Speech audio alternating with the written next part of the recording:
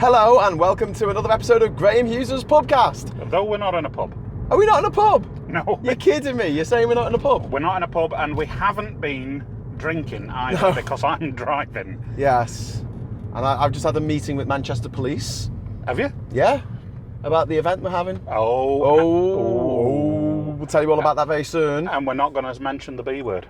No, the whole event's going to be not mentioning the B word, but it's going to be very pro-EU. I'll tell you more about it later.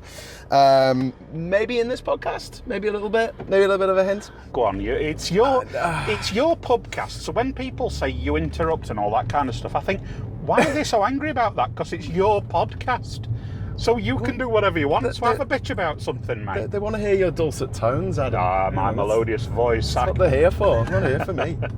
We're just leaving Manchester now, so if you hear me profane at someone, that'll be why, because I hate driving in Manchester, although it's a nice city. So we're going over to Leeds, so we're going over the Pennines. This should be nice, and we're taking you with us on our journey while we bitch about Labour, and especially Jeremy Corbyn. Now, you've got some news for me. Well, I understand today that Jeremy Corbyn has gone to the chair of the Conservative Party, or some such figure. What?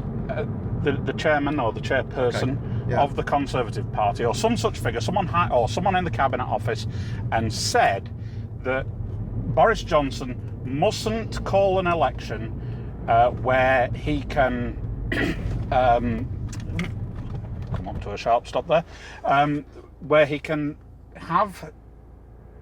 force the UK into a no-deal Brexit while the election is taking place, because that would be undemocratic.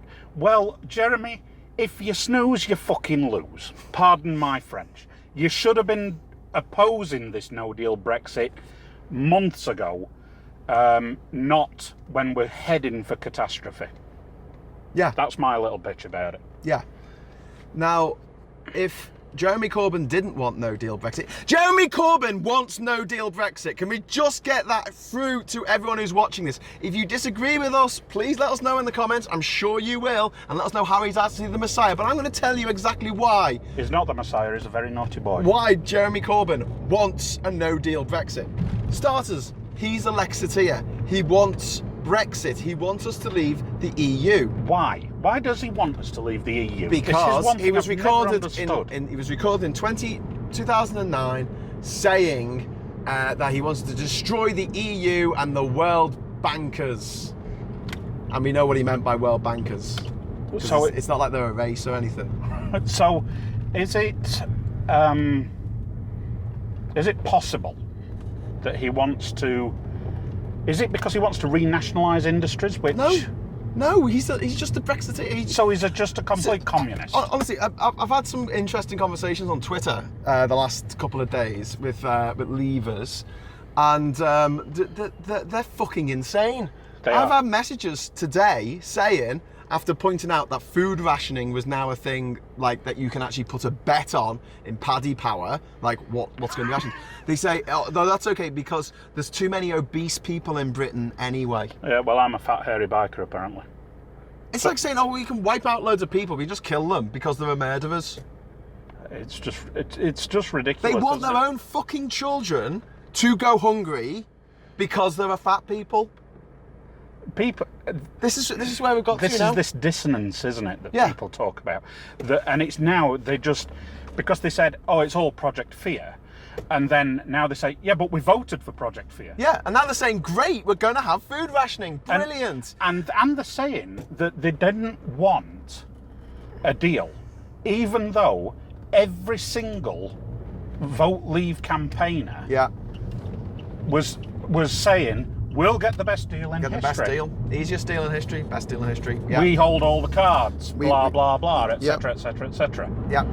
So, there we go. Anyway, we're talking about Jeremy Corbyn and Labour in this podcast, essentially. So I have a huge problem with Lexiteers. They seem to be disaster socialists in the way that you have disaster capitalists, that Naomi Klein wrote the fantastic book, The Shock Doctrine, about, which I really recommend you read, which was about how the US and other countries, including Britain, helped to absolutely decimate the economy of Iraq and then rebuild it in their own idealized form. It's all about the Milton Friedman School of Economics and all this nonsense. Just ridiculous, isn't it? And they did it in South America, they did it in Central America, and it was all a bit of a test run, and then eventually they got what they wanted with Iraq, which led to the rise of ISIS and the deaths of hundreds of thousands of people. Innocent people. Yeah, because that's what happens when you have a disaster. The shockwaves resonate. So anyone who thinks that it's a good idea for us to destroy the country and therefore a socialist utopia will rise from the ashes needs to look at the fact that that's never happened in human history, and it never will. The foundation of the NHS is very, very different at the end of the Second World War from what these crazed people want. The NHS, what did we have before the NHS? Well, we had a war, which wasn't good. Yeah, but that wasn't about health. But it was a mix of private healthcare and charity. Exactly, and even now, I remember speaking to an old lady. She was even older than my late mother, and they brought her into the Northern General Hospital in Sheffield, and this old lady said, "I don't want to be here. They've brought me to the workhouse." Wow. That because the Northern General was a lot of hospitals were built on the sites of the old workhouses, weren't they? So, people want to go back to that. Yes, because there's fat people, Adam. There's fat people, so our children have to go hungry. Apparently, I'm fat. Just a fat bloke. Oh well, there you go. Because of you, because you ate too much. Now a child that you've never met and will never meet has to go hungry because their parents voted to leave. Yeah. And they knew that was going to happen when they voted for leave. Did they know that they were going to lose their jobs? Yeah. Oh yeah. They voted for that because we've got too many jobs in the United Kingdom. Yeah. People have got too much money, and it's all about money. It is. Yeah. So and Northern Ireland too peaceful. So we have to do away with that. Oh yeah. Britain, it's too competitive on the international stage in terms of trade and the economy and everything. So and foreign direct investment. And basically, Britain's reputation is just far too good around the world. Like people respect us and listen to what we've got to say, and we advise on lots of different international bodies, not just being part of the UN Security Council and NATO and the G7 and all these other international bodies. We're actually a member of about 70 different groups around the world who ask us for our input.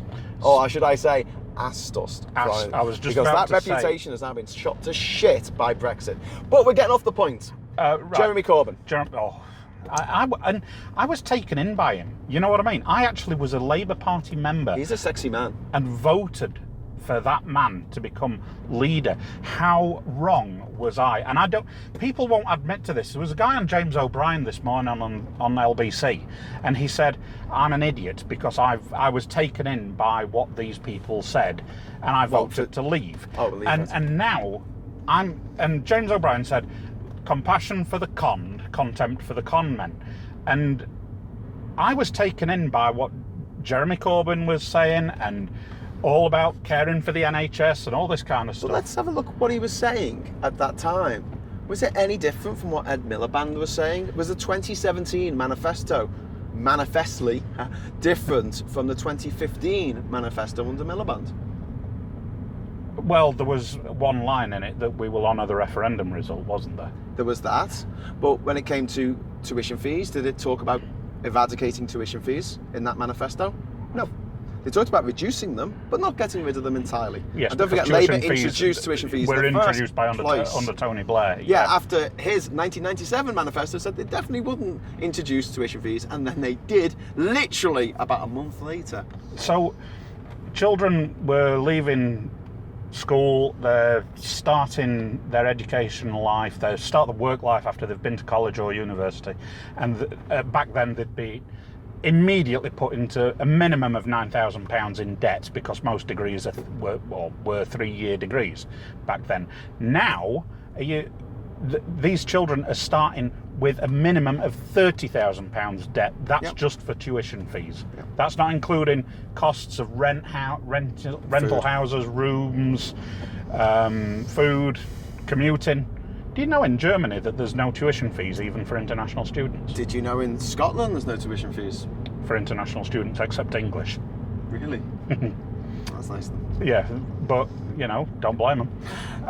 Right. Anyway, so on a personal note, like, I didn't have to pay tuition fees, and I disagree with having to pay for your education up front like that, because I think that it really is a massive disincentive for people to go to university, especially if they're coming from a lower income bracket. My employer always paid for my college fees, except when I got made redundant, and then the EEC paid for them. Yeah, you told us that in the last podcast. So the way that it was set up was that you didn't have to pay any tuition fees. We actually got student grants. You'd have been one of the last to get student grants, I would imagine. 97 I enrolled, so yeah. It was the last year before tuition fees came in. Good grief. Now, the problem is that the tuition fees setup is so enmeshed in the way universities are run in this country, we can't do away with them realistically, in the sense, you know, maybe we could go to the magic money tree that these politicians believe seem exists. to find. To find. And yes, I do understand the argument that why should people who don't go to university have to pay for the people who do? But it's not about just bettering yourself. It's about the more educated people that we have in this country, the better and more prosperous the country will be and is. And on that note, yeah, I know we're grumbling about Jeremy Corbyn, but yesterday Bozo announced that he was going to get rid of the cap on immigration because he wants to attract scientists and all them kind of people to this country, because he realises, despite being a bit of a muppet, that you need to have plenty of. Oh, sorry. No, it's all right, mate. It's all right. I'm messing around with the cool. Let me just put that on auto and drop. Just making a bit of noise for the mics. That's all. Okay, let's turn that down. So Boris Johnson now realises that you need skilled people, engineers, scientists, technicians, doctors, nurses, Quakers, bakers, candlestick makers, to come to the UK and make our country prosperous.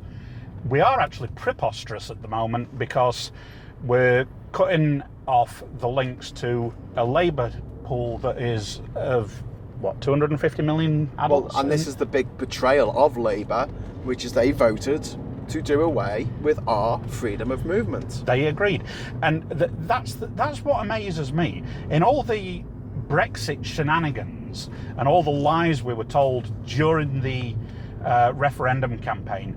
Every single Leave campaigner said, we will not trigger Article 50 until we have a deal. We want a deal. We want this. Whoa, hang on.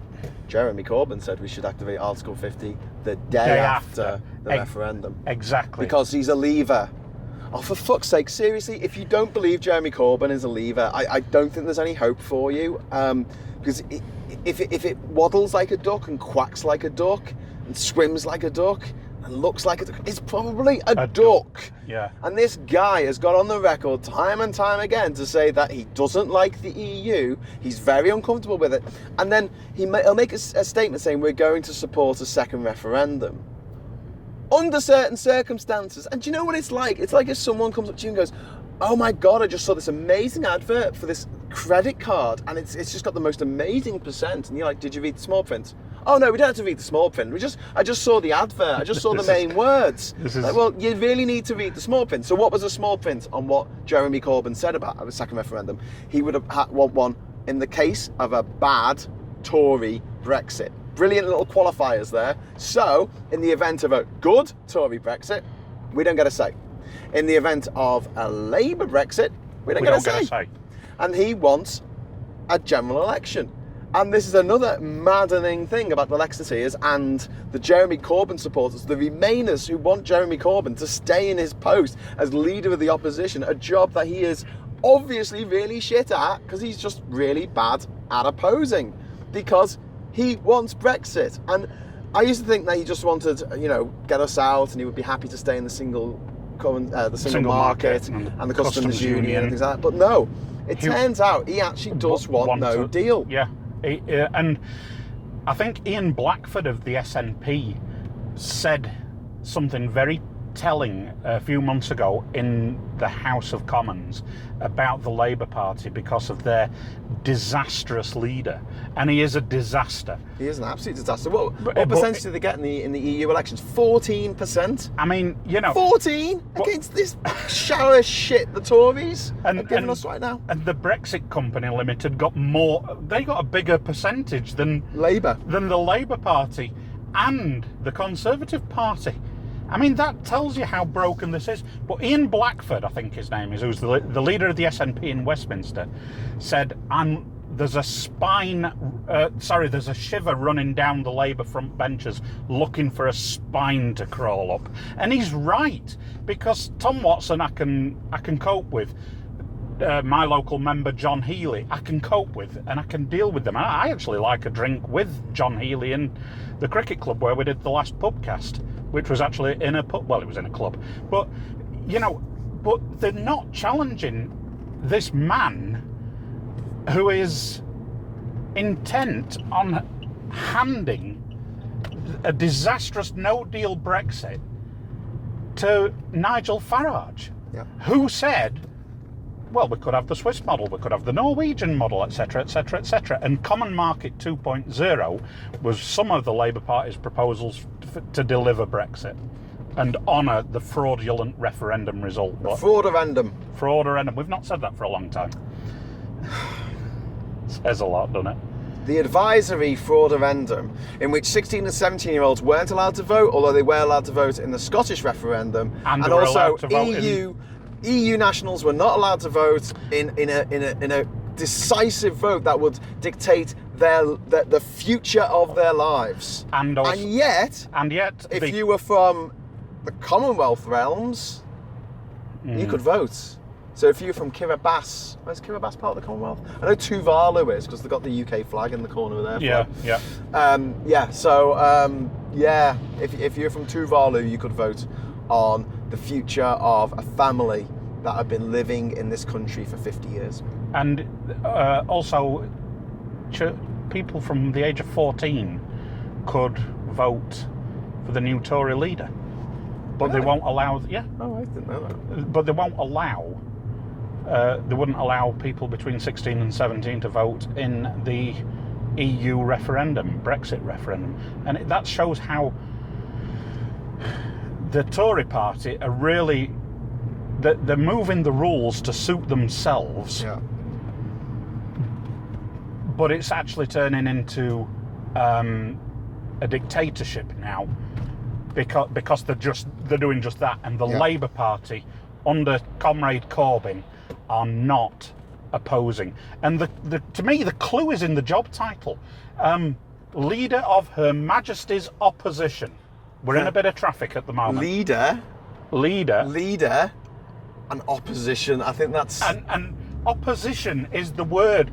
It does exactly what it says on the tin, except in Jeremy Corbyn's case. So what he should have done last January, when we had the first reading of Theresa May's withdrawal agreement, he should have said, I will vote for this and therefore get all of my MPs to vote for it, and therefore it'll get through if we put it to a public vote. And the choices will be Theresa May's deal, because it's the only deal on the table. It's the only offer we're going to get. The deal, or revoke Article 50. Or revoke Article 50. No Brexit. And I'm sorry if that really offends you. I'm sorry if you thought that he was your magic grandpa and he was going to come and deliver you from fucking evil. He's not. He's a shit. He's just a backbencher. He's just a normal, ordinary bod who's been thrust into the spotlight and is like a rabbit in headlights. And he will not talk to Channel 4 News. He will not talk to LBC. Jeremy Corbyn's record as leader of the Labour Party has been one of miserable failure after miserable failure. His greatest success was not losing a general election as badly as everyone thought they would. Yeah, but his greatest success was not losing a general election against Theresa May's shower. That's the staggering thing. Well, that's not an achievement, is it? That's absolutely... his greatest achievement is not losing it That's what I'm saying. If he didn't lose it, he would have won it. But he's not won it. I know. You need to tell Jeremy that. I don't think he knows. So his greatest achievement is not winning an election. Is that what you're saying? Against Theresa May. Against Theresa May and her gang of clowns. So he came into power in 2015 after the disastrous Labour election, the general election for Labour, in 2015, in which Labour lost a load of seats. He then rode this wave of euphoria, and he did something very clever. I don't think he did it on purpose. I don't think he does anything on purpose, because I know that he's thick as pig shit. I believe that he got out of his out of school, and he did go to a private school for a time. But when he graduated from school, that's not a word. When he left school, he had 2 A-levels, and they were the worst possible grade you could have at A-level and still call it an A-level. What? So that's like 30% or something, that is an E. Anyway, so that's what he got, because he's thick as pig shit, right? Yep. Anyway, so he was a backbencher for many, many years, and then he became leader because people wanted to feel good about voting Labour again. Yeah, there was a wave of populism for him, wasn't there? Yeah, because, and I understand that, because Labour had been tarred with tuition fees, bringing them in after saying they wouldn't, and a lot more importantly, the war in Iraq and Afghanistan.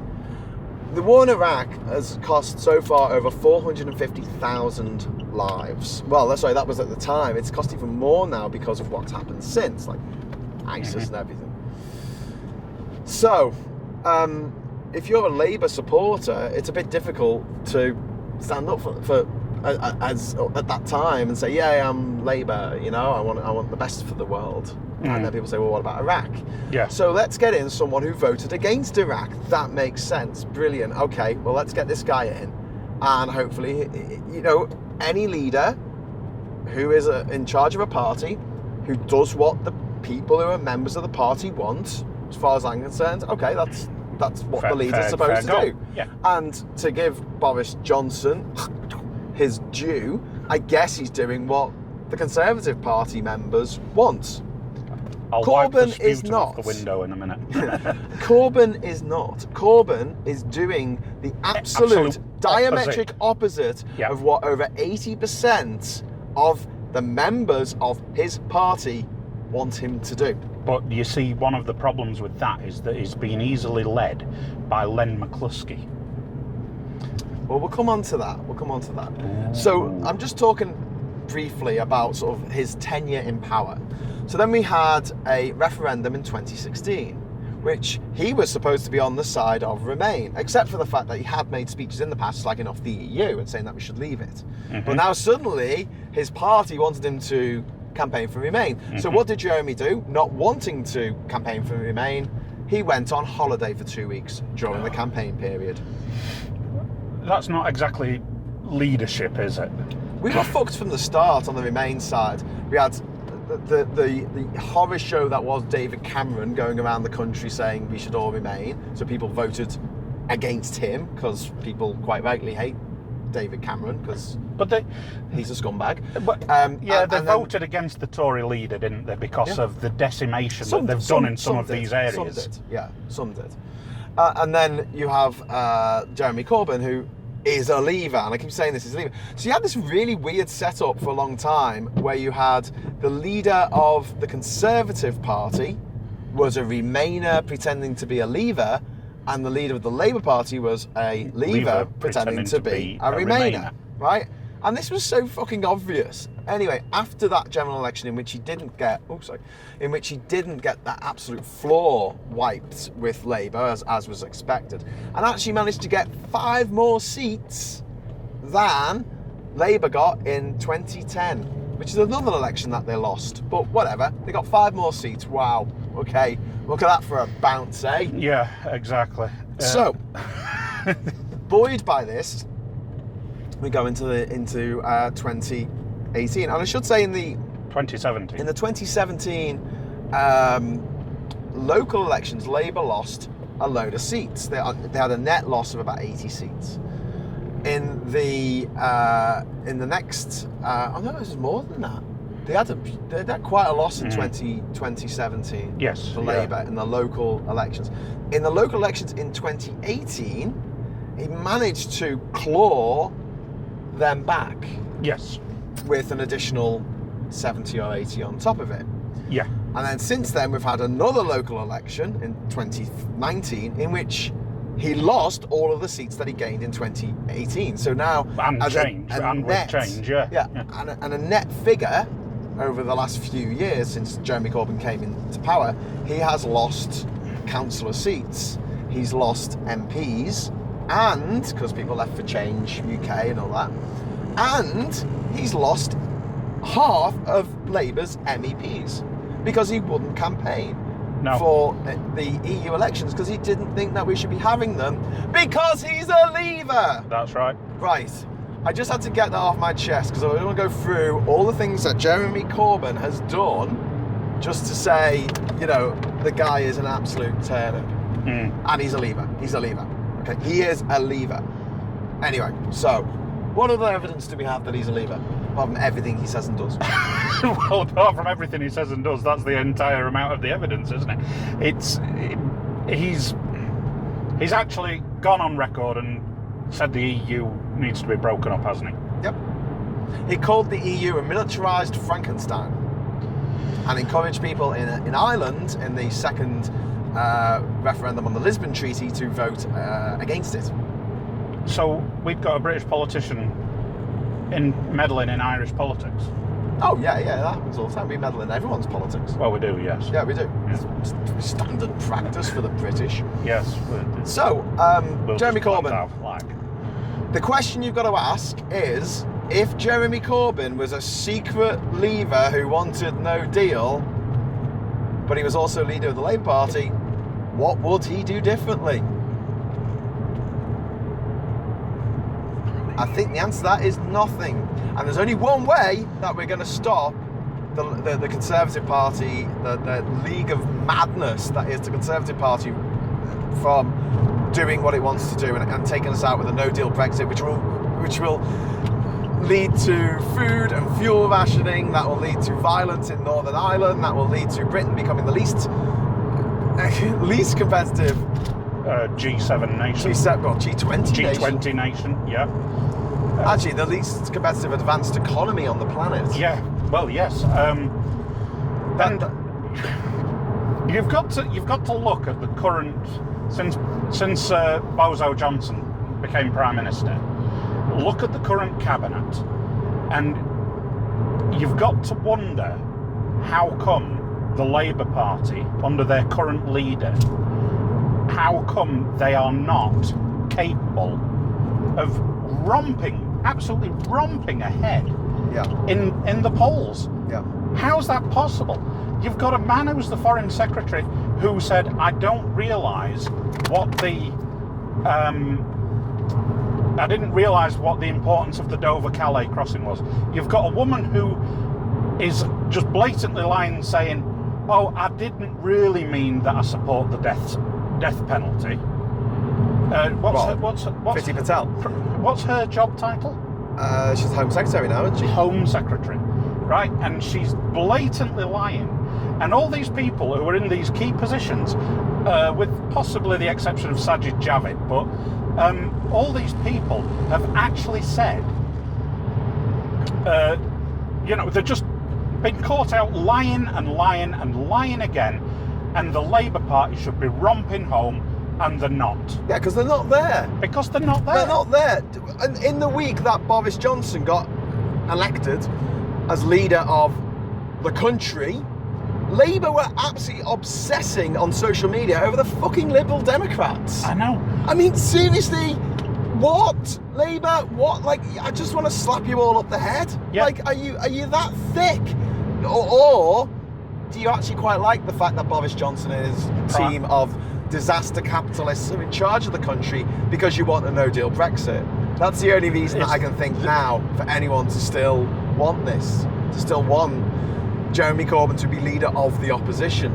And just this week, there was a suggestion that the only way to really stop the Tories is by having a national government, and that government of national unity just to stop Brexit, or at least stop no deal. Stop no deal. And Labour have said no. Immediately. Immediately. I mean, didn't even discuss it. Yeah. Bastards. Absolute bastards. They've got no... I hate them. They've got no chance I hate them. of winning an election against Bozo. They've got no chance. And Dominic Grieve is reaching out. And Dominic Grieve, he openly admits, I'm an old school conservative. But I fear that he's only one of a few honourable men left in the Tory party. And honour, remember that. There's not much honour in Parliament now, is there? So, I don't know, we are where we are, aren't we, with that? I mean, Joe Swinson, who's the new Liberal Democrat leader? Swinson, yeah. She reached out to get a vote of no confidence through. Yeah. Before the recess. Before the recess for the summer. Yep. And it was immediately knocked back. Immediately knocked back. Well, this is when the Tories had a majority of 2. So it only would have taken 2 members of the Conservatives to abstain. Actually, it would have taken 1, I think, just to vote the other way. Yeah, but you've got Kate Hoey, who's in the Labour Party, and that's another thing. How come that toxic harridan is still on the Labour whip, despite her voting against the government? And campaigning for the Brexit party. Voting against the Labour Party, campaigning for the Brexit party and UKIP. Essentially. How come she's still got the Labour Party whip? Yeah. But they threw out Campbell because he voted Liberal Democrat on the basis of anti-Semitism and on the basis of no-deal Brexit. Well, can we also remember that Owen Smith was thrown out the front bench of Labour last year for suggesting that Labour support a second referendum, which is now Labour policy, apparently, kind of. Is it? Yeah. I didn't think it was that clear cut. What, about him getting thrown out? Or about the second referendum? Oh, no, that's what I mean. It's kind of. Kind of, They will support a referendum against a bad Tory Brexit, but they want an election first. You couldn't make this up, could you? You really couldn't. Lovely rainbow over there. Lovely rainbow. Well, there's a pot of gold at the end of that ground. Shall we aim for it? I think it's at Leeds railway station. Is it Pride at Leeds this weekend? No, that was last weekend when we were in... when we did that PUBCAST the other day. Oh, right. The other week. So, yeah. Oh, yeah, I remember, because they had all the flags out. All the flags out. Yeah, okay. We were very proud. Anyway, so something you just touched on there, though. So we've got all these reasons to hate Jeremy Corbyn and the current Labour Party, because they are basically doing the bidding of the fucking ERG. I'm sorry for swearing so much in this podcast, but I am so angry. I am so pissed off with all these lemons and lunatics who are driving this country to the cliff edge for shit and giggles. Yeah, I mean, they're the ERG. I mean, you've got Mark Puddin-Francois, who's the chief whip of the ERG, so it's a party within a party, and they're absolute headbangers. Yeah. And the Labour Party are just letting them get away with it. Yeah, there are a few good people in the Labour Party still, I think, who are quite prominent. Is it Jess Phillips, I think, who just all right, yeah. Yeah, and 1 or 2 others, and Angela Rayner, is it, I think, but you've... Keir Starmer's all right. Keir Starmer. David Lammy. But, like, why is there no vote or no confidence in the leader, who is absolutely shit? Why is there not? And don't forget as well, when Jeremy Corbyn got elected, let's not forget, for a long time, Labour members like Adam and I, we were allowed to vote. But so was anyone who paid £3 fucking and signed up on the website. So if I was a Brexiteer who wanted a no deal, actually it was before the referendum, so basically if I wanted to destroy the Labour Party and I thought, oh, we'll get this mad socialist from the 1970s in as leader, because that's going to stuff things up good and proper, I would join the Labour Party for a week and support him. Pay me £3, vote for Jeremy Corbyn and make sure that he stayed in power, because he has been the greatest gift to the Tories ever in like the history of Parliament. But it's just unbelievable that a party that's so inept and so useless and so extreme is doing well in the polls and doing better. In elections than the opposition, who all they need to do is oppose. They just need to turn up. Yeah. But you touched on something then. when you're talking about Alistair Campbell. Mm-hmm. Anti-Semitism. Anti-Semitism. When did that... When did that become such a big problem in the Labour Party? About the time that Jeremy Corbyn became leader. The party of equality. Well, their motto is, for the many, not the few. So I think in their head, they might think that the few means the few rich people, but to me, that sounds a bit like, for the many, not for the minorities. It sounds a little bit mob rule to me. It sounds like, you know what, we're going to look after the majority of people, and if any minorities out there, they'll have to fend for themselves. Yeah. But the response to the the plague of anti-Semitism in Labour has been absolutely disgraceful. And this isn't about how many cases of anti-Semitism are being investigated or how many complaints have been made. This is about their response to those issues. Now, you've got the politician in Derby, whose name escapes me now, who was filmed at an event in Sheffield. Chris Williamson. Chris Williamson. Was that him? That was him, I think. Oh, no, he was the Tory guy, wasn't he? Gavin Williamson. No, he was the Tory bloke. Chris Williamson, I think. We'll check. We'll check. And you know who we mean. Was this the one who said he was recorded saying it was all a big conspiracy by the Israeli government? He was almost quite anti-Semitic in his comments as well. And you just think he was removed from. He had the whip removed for it, didn't he? Yeah. And then he ended up getting the whip reinstated, and they said, "Well, no, we're all right." Yep. And now he's had the whip removed again because of public outrage. The guy was anti-fucking Semitic. Yep. You know, where do people get off on that kind of attitude? That's what I don't understand. This is what I don't understand. I mean, Ed Miliband, I think, came from Jewish background, didn't he? Yep. But now we've got these headbangers who seem to be taking over the Labour Party, and it's become this anti-Semitic body that. But the anti-Semitism thing is mostly the like I said, the problem. Look, you've got a group of. Well, there's a big prang in the motorway here. Let's go around it. Yeah. Well, it looks as though nobody was hurt, so that's the main thing. Yeah, cool. Sorry, we just went past a crash. I don't think we're going to make it to Leeds. Aim for York? York, yeah. It gives us a bit more time to talk. But yeah, with the anti-Semitism, it's like I say, it's the response. So far there's been over 1,000 individual complaints, and these are about Labour members because there's 500,000 Labour members, and there's going to be some wingnuts out there who are going to say some horrible things on the internet about Jews and about the fact that, you know, they should be pushed into the sea, which is something that a Labour Party member said to me on Facebook last year. He said that they should be pushed into the sea.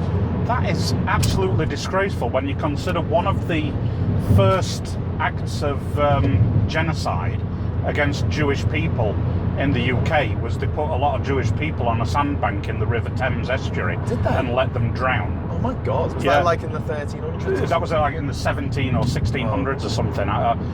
We'll fact check that, but it certainly the first Jewish pogrom, I guess it's called, in the United Kingdom was in like the 1300s. It was really, really early. Yeah. And then there was 1492 in Spain when all the Jews and Muslims were expelled from the country. But the point was going to be, out of over 1,000 incidents, there's only been 15 expulsions. 15! That's it! I mean, sorry, are you really that desperate, Labour, for that £3 a month coming in from your members? Is that really necessary for you to keep people on who have said something horrible on social media? No, just go zero tolerance. If they want to contest it, fill your boots. Yeah, let them contest it. But it should be a complaint is made, look at it and go, is that a bit anti-Semitic? If the answer is yes, and it's pretty obvious that things are a bit anti-Semitic or a bit racist, that's it. Immediate expulsion, zero fucking tolerance. Zero appeal. No, I think they should be allowed to appeal, but that should be afterwards. You know, they think they've been hard done by. But we know from the Panorama documentary, which confirmed a lot of the things that a lot of people thought, Labour is not dealing with the anti-Semitism in its ranks effectively, or in a way that gives people in the Jewish community any means to feel comforted. And I know people who have a suitcase, Jewish people I know, who have a suitcase packed and ready under their bed. Ready to leave. Ready to leave. That is, and this is in 2019. 2019 Britain. in this country isn't because of 1913. fucking Labour. Not because of not because of the scumbags and Tories who have always been a bunch of racists. No, this is because of Labour. This is not 1939 Germany. No. This is 2019 Britain. No. When I say Germany, I mean Nazi Germany. And the problem is, you say this and you say, look, Labour has a huge problem. It is losing members in droves. People are leaving. People are turning away. You're turning off voters for life because of Brexit and anti-Semitism. Yeah. And what do you get back? Oh, you love Israel. Yeah, you're a big fan of Netanyahu. All right, here you go, people. Listen to me very carefully. Benjamin Netanyahu is a fucknut. He is a scumbag. He is a warmongering tit, right? Mm-hmm. So's Trump. So's Boris Johnson. So is Le Pen in France. So is Erdogan. So's that scumbag who's in charge in the Philippines. So's Bolsonaro in Brazil. There's a lot of them, right? There's a lot. But that doesn't mean that you should be posting on social media that half of all people in Brazil should be pushed into the sea because they voted for Bolsonaro. That's not right. That's wrong. That's a wrong thing to do. Okay? So it is possible to say, I don't like the Israeli government. That's fine. That's not anti-Semitic. When you start saying that Israel itself shouldn't exist, or when you start talking about conspiracies, which always seem to end with the Jews did it. Yeah, yes. The stab in the back theory of 1918 But this is what we're seeing with Labour. They're saying, oh no, this whole anti-Semitism thing it's blown out of proportion. It's all a conspiracy. It's all a smear.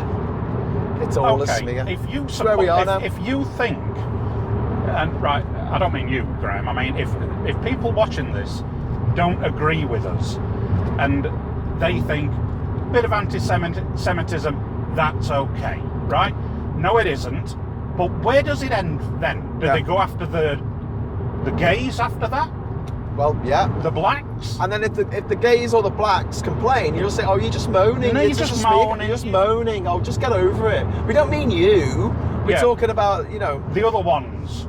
The problem is that you would never, ever, ever, ever in a million years hear from someone who sees themselves as left-wing say something as obnoxious as, you don't agree with Islamophobia, Graham, so therefore you support the government of Saudi Arabia bombing Yemen. You'll be like, what, why? Well, because the government of Saudi Arabia are Muslim, and if you don't like me being mean to Muslims, you must support them, because 1 and 1 is 3. That's the whole thing about politics in this country now, isn't it? It's absolutely despairing. It's despicable on both sides. Yep. I'm sick of it. I'm sick of the lies and the deceit and just the fact that people are deceiving themselves and they're believing what they want to believe. And they make things up. People make things up. They say, I knew that I voted for this. I knew I voted for that. No, you didn't. Yeah, but there's fat people, mate, so we need rationing. The 5th biggest economy on the planet. It's going to have food rationing by the end of the year. Christmas, going to be a great Christmas, isn't it? Well, by the way, I'll be in Spain. In the war, our lovely war, World War II, we had rationing. Do you remember that? Well, I don't remember rationing, but my dad certainly does. Right, so we had rationing. Now, there was an exemption to rationing. Do you know what the exemption was? It was restaurants. Yes. Wealthy restaurants in particular. Yes. So, if you were wealthy enough, like you were the fucking Queen, or at the time, or Churchill, the King, you could eat at a fancy restaurant for breakfast, lunch and dinner. And there was no rationing. Go to bed with a full tummy. Unlike children in this country next year, if the Brexiteers get their way, who will have to go without food because fat people exist. I think there was a special pie invented, wasn't there, during the war, that was completely and utterly meat-free. It was basically potatoes and a few vegetables, if you could get them, in a pie crust. Vegan sausage roll, yeah. But, you know, I think it was called a Wollaston pie or something. We'll fact check that and put it in the comments. But this pie was completely and utterly bereft of any protein. Yeah. It was just designed to fill your stomach. You know, it was lousy, and people want that now. And Jeremy Corbyn's handing it to them on a plate. So how's that for the many? But there's another argument that I hear from people who still support Jeremy Corbyn, who say he's letting it all go to shit, and then the Tories will get the blame, and then he'll come along and he'll be like the hero of the hour. Another accident. And to that I say, fuck you, because the idea that people in this country should suffer, and that people in Northern Ireland should die, literally be murdered as a result of no deal Brexit in order to get a Labour government, that's not how you win an election. No. You win an election by winning it. You win an election by getting your supporters out, and more of them than the other side. That's how you win an election. You don't do it by the other side being so comprehensively shite that it all falls apart. Right. I'm just absolutely astounded by the state of this now. I mean, we've got a government that is intent on... Just be careful going under these gantries, mate. Yeah, I know. I'm not speeding. Okay. And but you've got a lot of people in government who are saying, and they're willfully wanting to hobble this country economically and make the citizens deliberately worse off. Yeah. And they're saying you knew that you voted for this. You voted for this. And we didn't. And I didn't vote for it anyway. But you've got a Labour Party that is allowing them to do it. Yeah. You've got a leader of the opposition who is allowing them to do it. Yeah. That's what the reality is. That is just the reality. It is nothing other than that. And the anti-Semitism as well, which is just heartbreaking. It's disgusting. It's absolutely disgusting. I will. You know how you said they're losing Labour voters and they're losing Labour members. Yeah. You know, I will never vote Labour again, even if they turn themselves around now, because they're just too open to the headbangers getting in charge, and that they're undermining. What's that D word we're looking for? Democracy. But so we've got the Tories being a bunch of disaster capitalists, and now we've got Labour being disaster socialists. They want a socialist utopia to rise from the ashes of our country. A country that will no longer be the United Kingdom. No longer be under the Union Jack. The Union Jack will continue to exist in the corner of the flags of Australia and New Zealand and Tuvalu, the Cook Islands. And also the state of Hawaii, I think. And the state of Hawaii.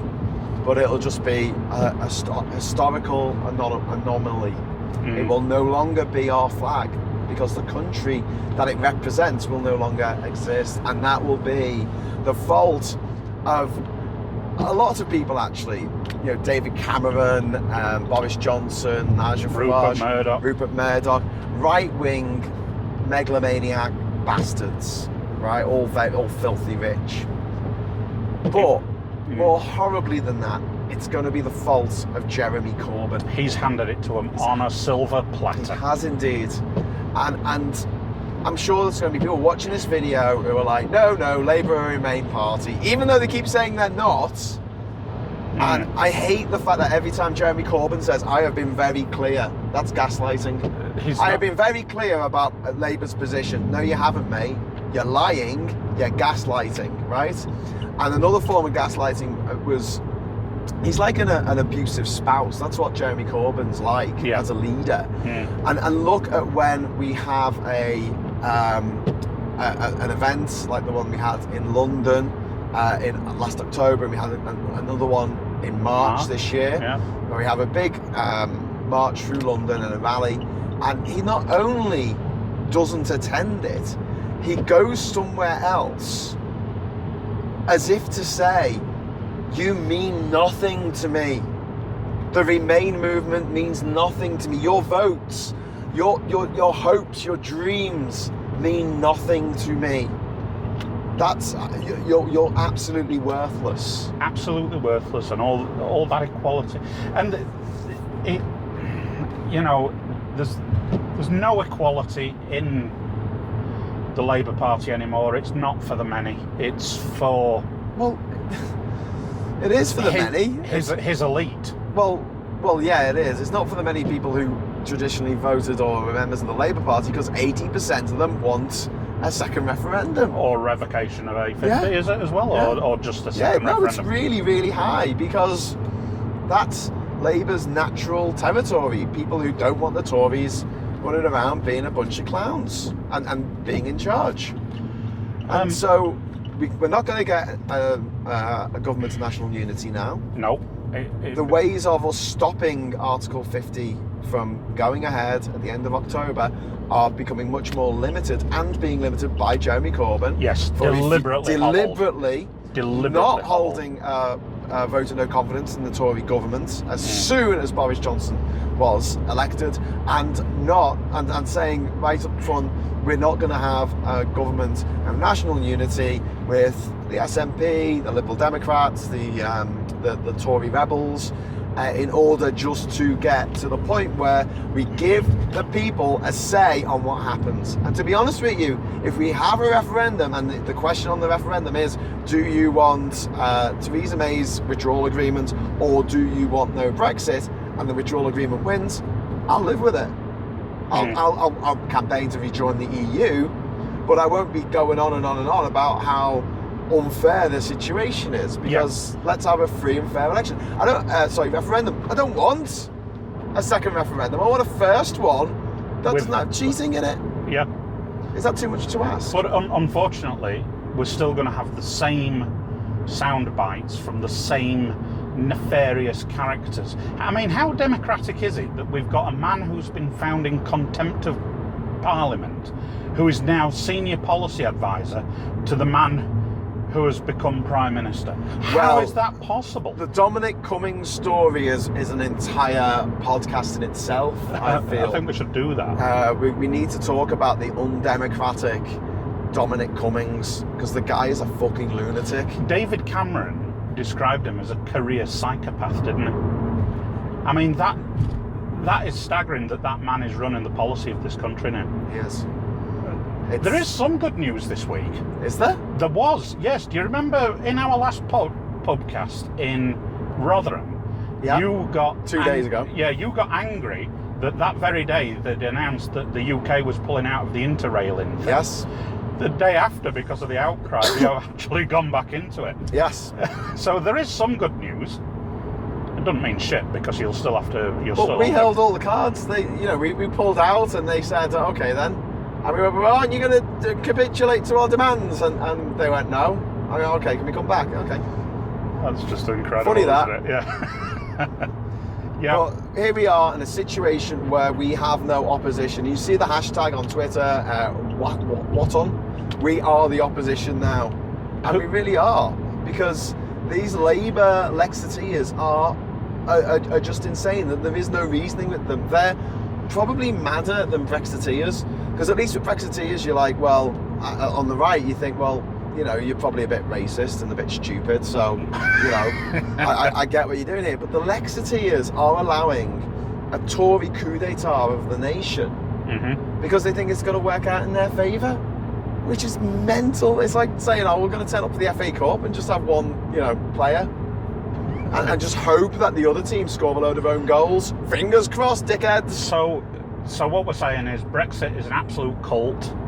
It's no longer a policy of the Parliament or the government. It's just a cult. And what we're saying as well is Corbyn's a cult. And what you're saying on the left, he's the Messiah. Jeremy Corbyn is a cult. There's been no one ever since the days of Jesus Christ to which one man has been so amazing at everything he does.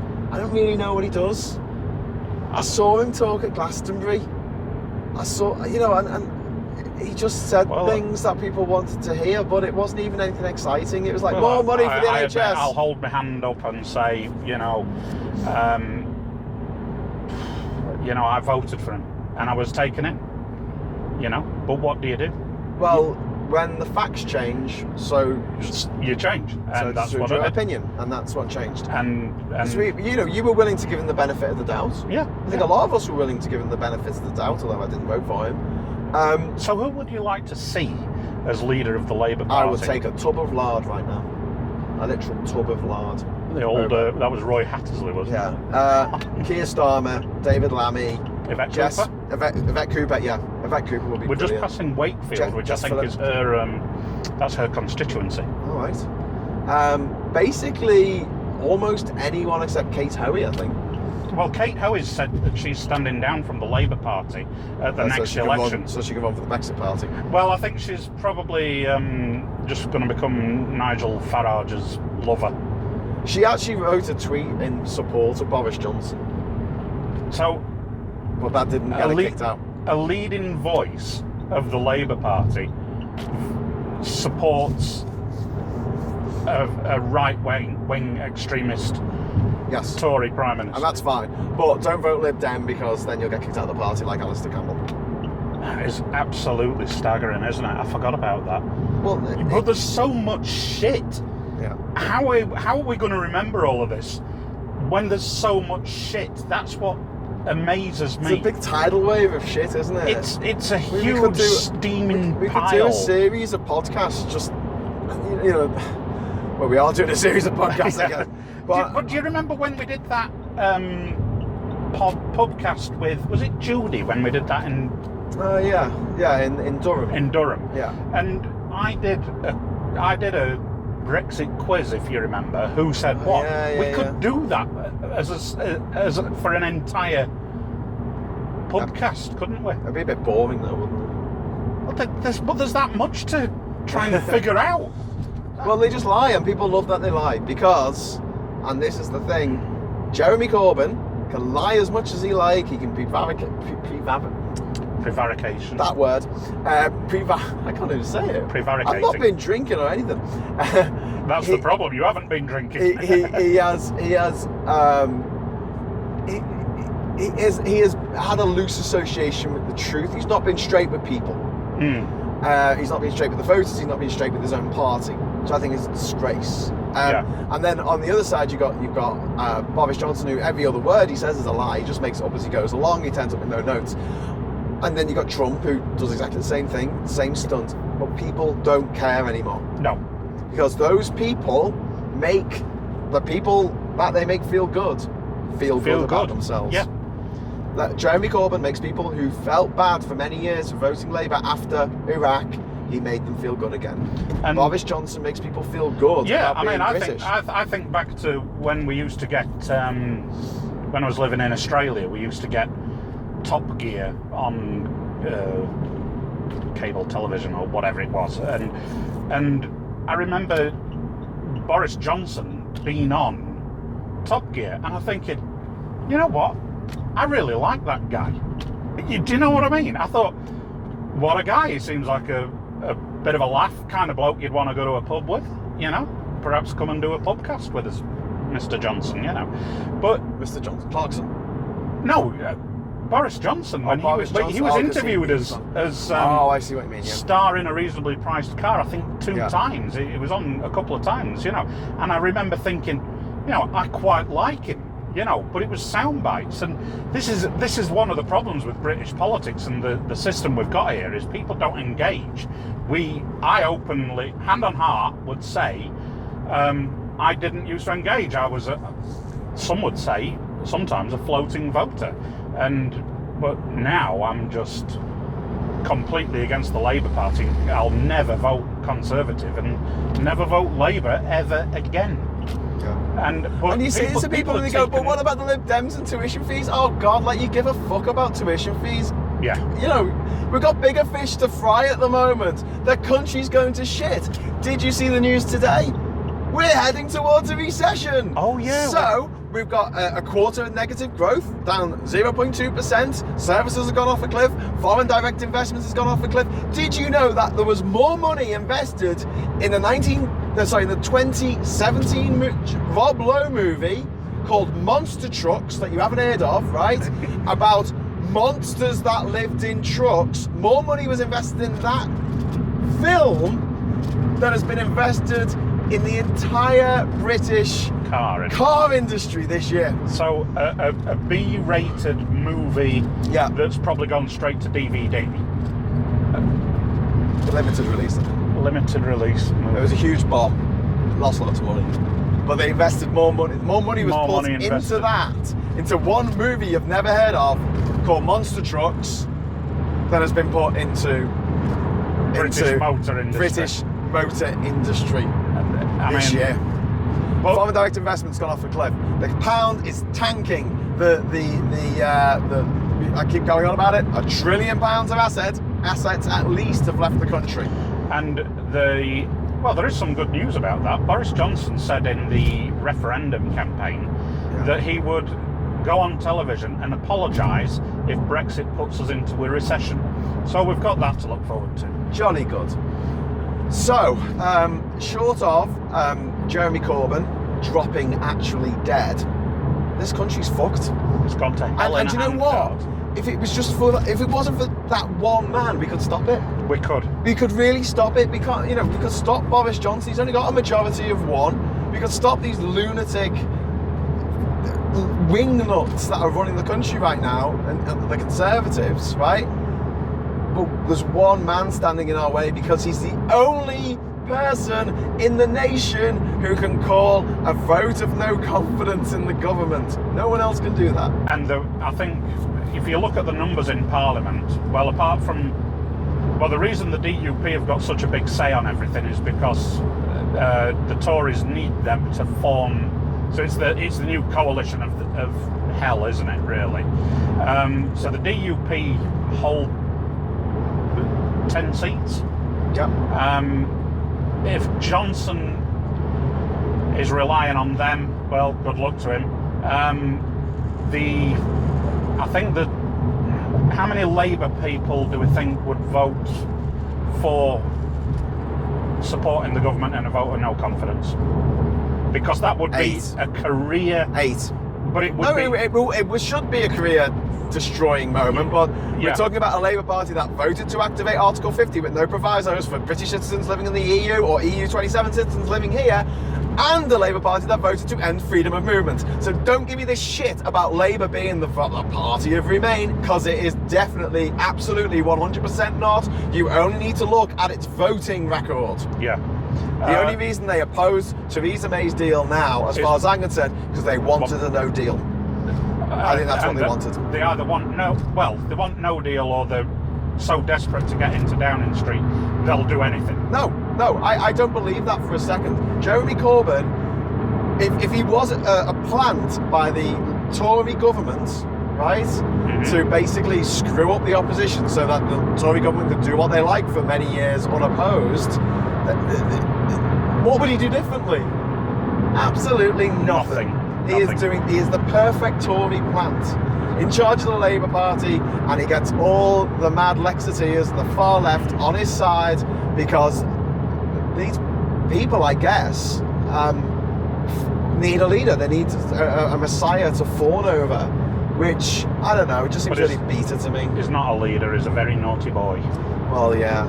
And so we reckon that there'll be 8 Labour would vote with the government. Yeah. And there would be, how many Tory rebels do we think? 10? Yeah, maybe. Maybe 12?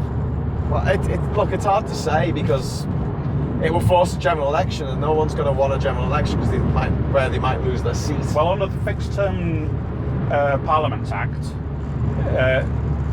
there could be there's 14 days where another administration could say we can form a government. But that would be a government of national unity.